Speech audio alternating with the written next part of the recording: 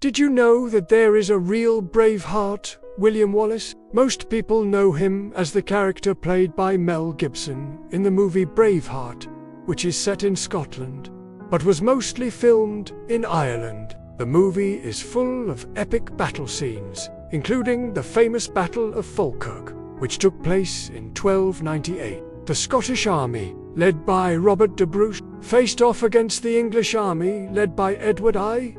The Scots were outnumbered 3-1, but they managed to defeat the English, thanks in part to the use of longbows. Longbows were a type of medieval bow that was about 6 feet tall and could shoot arrows for over 200 yards.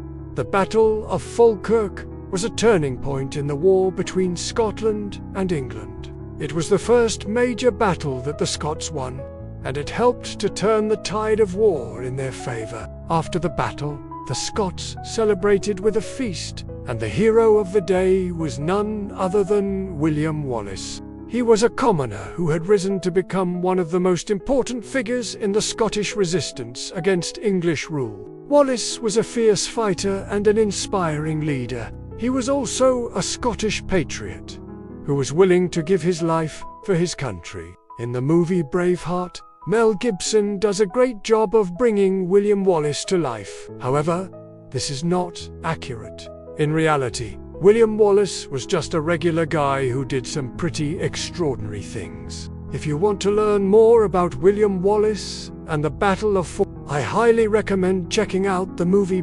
It's a fun movie to watch, and it gives you a good sense of what it was like to be a Scottish warrior in the late Middle Ages. And don't be surprised if you find yourself cheering for the Scots, even though they're fighting against the English.